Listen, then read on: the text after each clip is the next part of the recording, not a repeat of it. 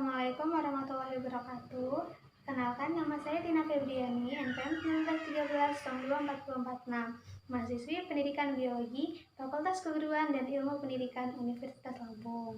Di video saya kali ini, saya akan menjelaskan tentang sel hewan. Apa sih pengertian dari sel hewan, ciri-ciri sel hewan, dan bagian-bagian serta fungsi dari sel hewan itu sendiri. Tapi sebelum itu, saya akan menjelaskan terlebih dahulu tentang sel. Nah, sel adalah unit terkecil penyusun makhluk hidup. Sel dibedakan menjadi dua, yaitu sel eukariotik yang tidak mempunyai membran inti dan prokariotik yang mempunyai membran inti.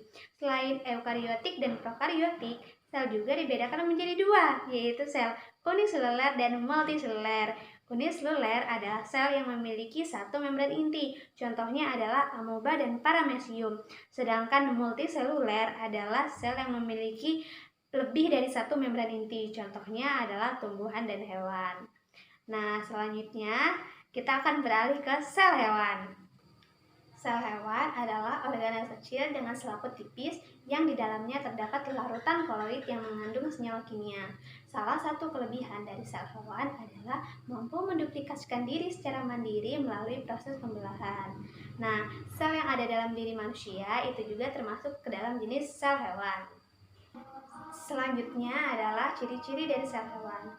Jadi, sel hewan itu memiliki ciri-ciri tidak memiliki dinding sel dan juga plastida, bentuk selnya tidak tetap, memiliki vakuola namun lebih kecil dibandingkan dengan sel tumbuhan, bahkan tidak terlihat, dan memiliki dua sentriol di dalam organel setrosom, di mana pada saat pembelahan nanti, kedua sentriol ini akan memisahkan diri menuju kutub berlawanan dan mengeluarkan benang-benang yang akan menempel pada kromosom.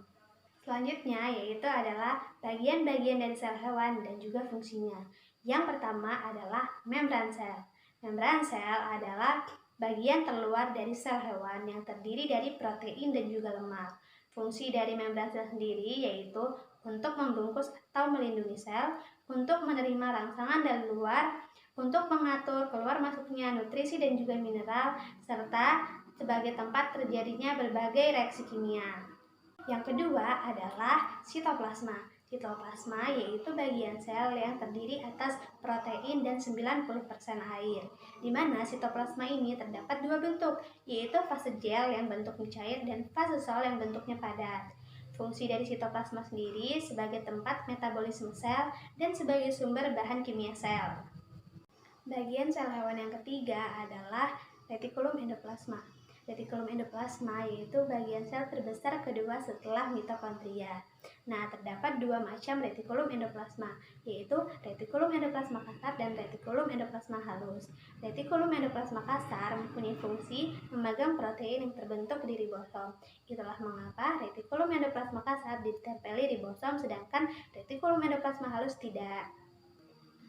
Fungsi dari retikulum endoplasma secara keseluruhan bagi sel hewan yaitu sebagai tempat penyimpanan fosfolipid, glikolipid, dan steroid, sebagai tempat detoksifikasi berbagai bahan bahaya yang masuk ke dalam sel, dan juga sebagai tempat sintesis protein yang tepatnya ada di retikulum endoplasma kasar.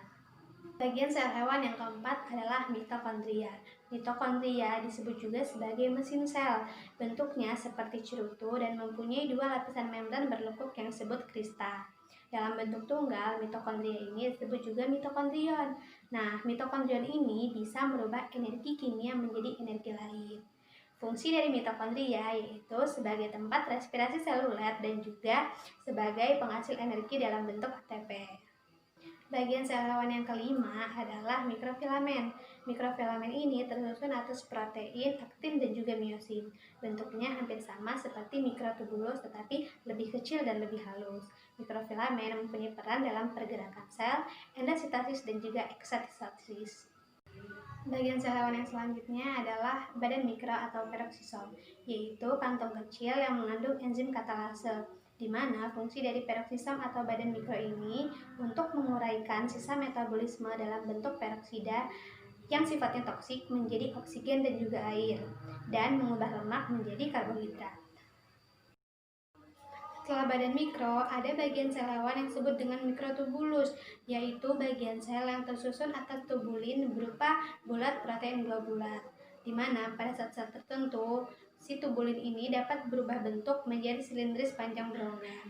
Fungsi dari mikrotubulus sendiri yaitu melindungi sel, memberi bentuk sel, dan juga berperan dalam pembentukan flagella, cilia, dan juga centriole.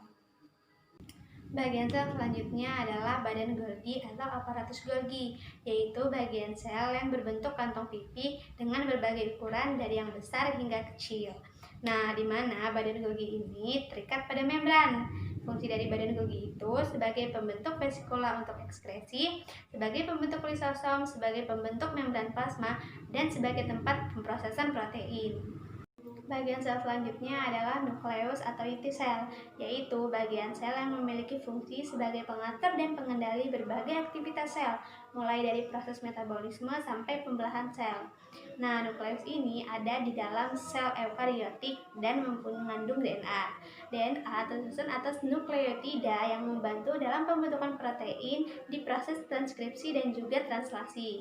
Fungsi dari nukleus sebagai pengendali proses metabolisme, tempat terjadinya replikasi, penyimpan informasi genetik, serta pengontrol kegiatan sel. Bagian sel selanjutnya adalah centriole. Centriole yaitu bagian sel yang berbentuk ketabung yang tersusun atas mikrotubulus. Sepasang centriole yang membentuk struktur gabungan dinamakan centrosom. Apabila sel hewan tidak memiliki centriole, maka flagella dan cilia tidak akan berkembang secara fungsional.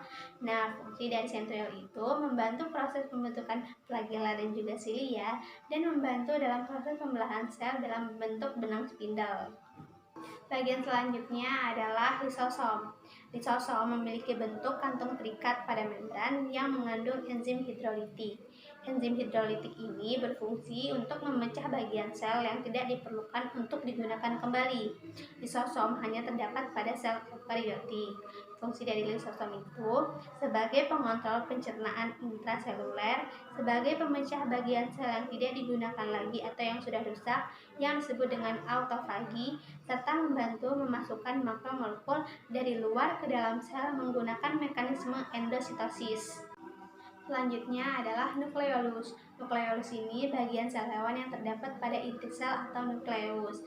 Fungsi dari nukleolus membentuk protein menggunakan RNA atau asam ribonukleat. Setelah nukleolus ada juga nukleoplasma, yaitu bagian sel yang terdiri dari asam nukleat dan juga kromatin. Bagian sel hewan yang terakhir adalah vakuola. Vakuola pada sel hewan mempunyai ukuran yang lebih kecil dibandingkan sel tumbuhan, tetapi jumlahnya banyak. Vakuola memiliki fungsi sebagai tempat penyimpanan cadangan makanan.